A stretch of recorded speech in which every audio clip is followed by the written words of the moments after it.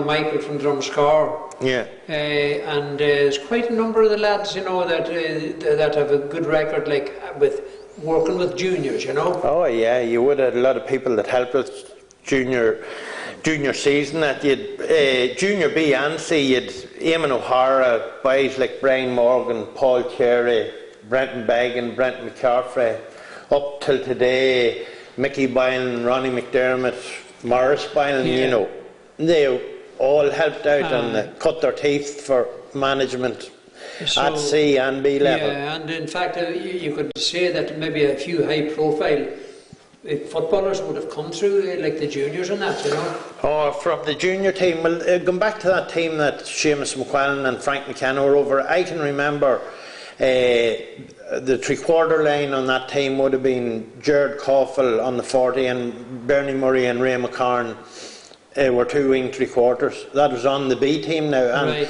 they would have all played county football at a later stage, and Ray went on to win All-Stars, everybody knows. That's right, and of course then you had coming through at club administration and that as well. Yeah, you had boys too that played junior football like Kevin Connolly and John Paul Mina, who went into refereeing. Kevin later was secretary of the club.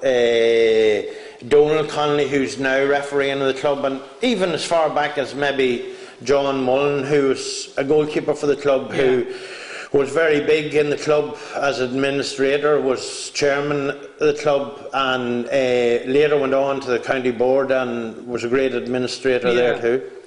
You surely know your club history well, and you know, you have your facts right, Niall.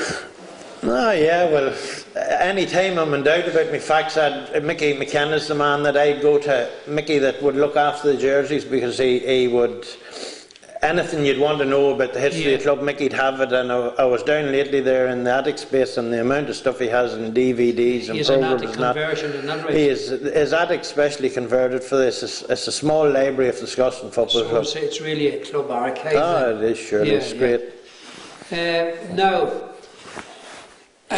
you know, can I get round to ladies football, Niall, because I don't think there'd be much of a club without the ladies, you know.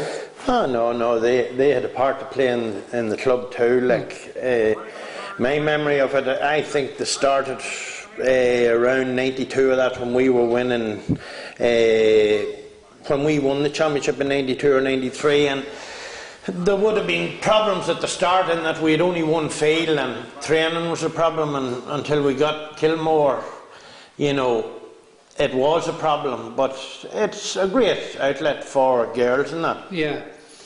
And you know, something else too that I meant to talk about, I nearly forgot, was camogie. You know, people would think that you have no interest in camogie, but no, because I was telling Sean Morgan, Sean sort of had a bit of a laugh, you know.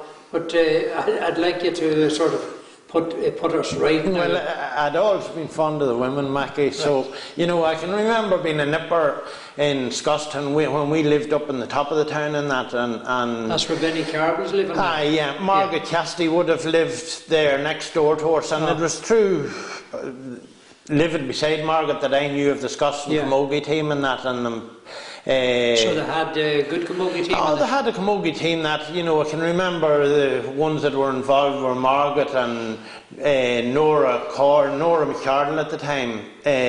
She's now married to Pat McCardle, who was the team trainer at the time. And those other ones, Philomena Carr, she's Harrison. And I can remember Sean McCaig and Mick Curley and Brent Mohan, Kathleen Mohan, Philomena Harrison, them all, they'd done a play to raise funds for the camogie team. I saw a photograph of that play, that crowd. Peter McKenna was in that too. Well, I don't remember everybody else, but them ones I can remember. Seamus McAree Ballinode. Oh, right. Tell you who else was on that, I remember that camogie squad at the time. You had Kathleen Corkin. She was from, you know where Nicholas Boylan lives now? Out in Allegation. Yeah, I would have remembered her. That's right. Kathleen Corkin was in that team. Then, you know, Philomena Harrison, she played with Knockatallon as well, you know. Well, I think in 1969, Knockatallon won a camogie championship, you know.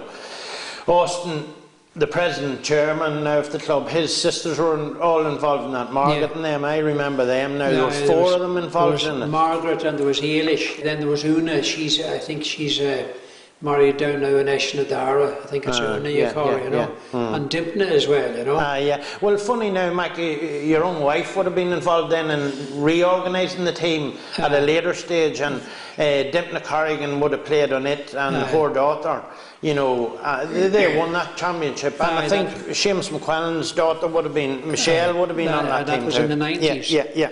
Now, I mentioned there about the ladies' football, Niall, and I sort of kind of cut across you because, you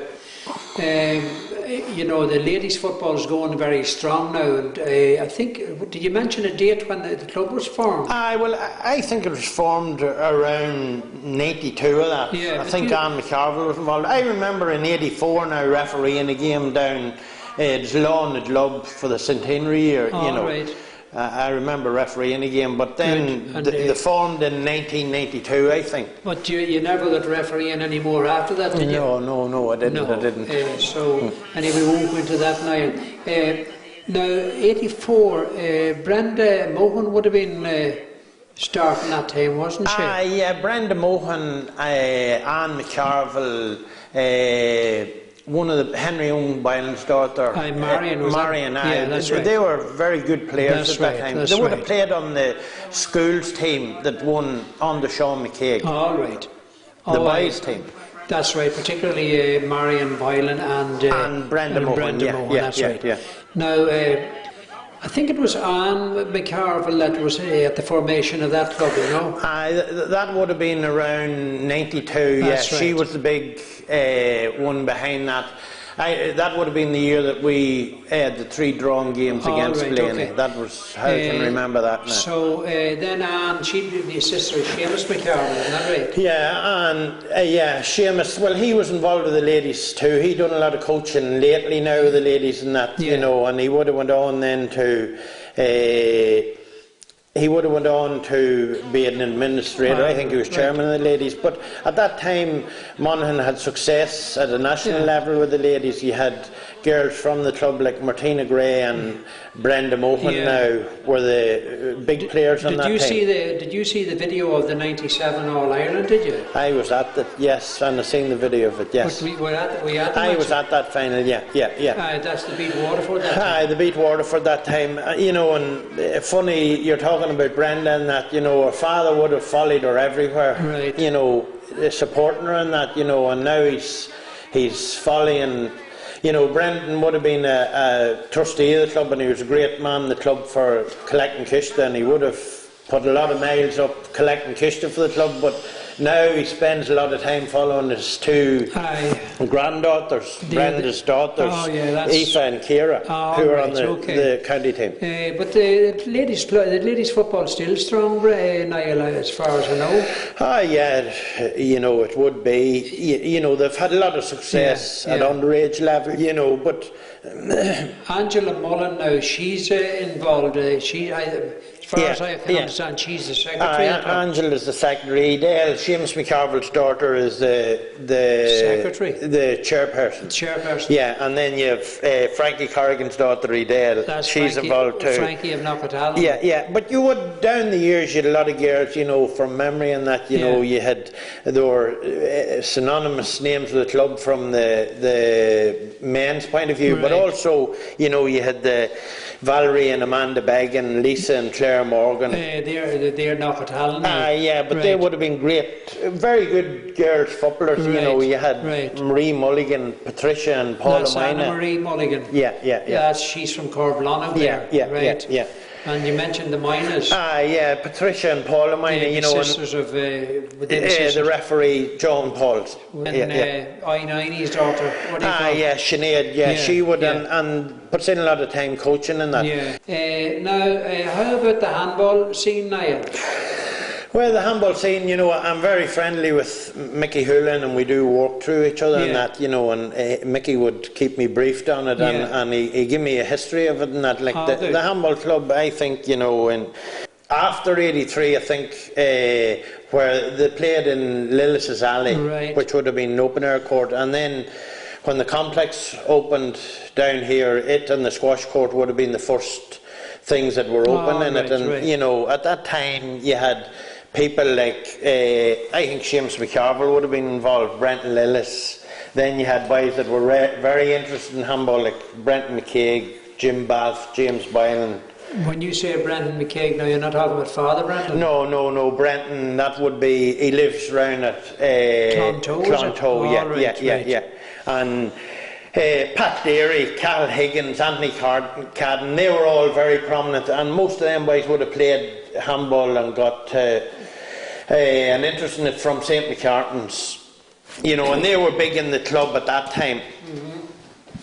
So you mentioned there's a couple of names there I know that are very dear to the handball club people, you know.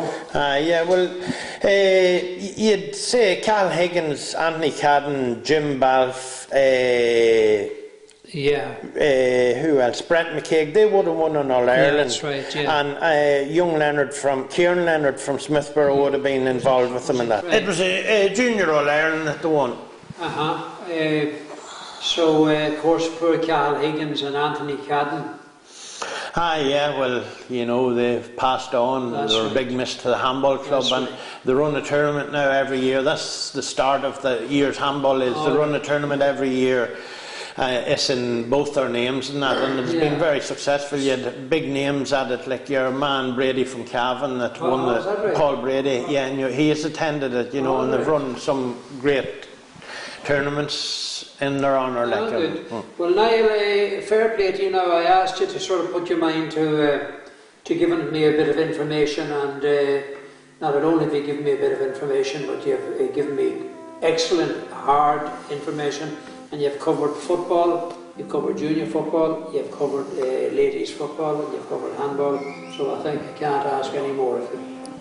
That's dead on, Mackie, thank you. There was so much more about which Niall and the other interviewees could have talked, but that's for another day.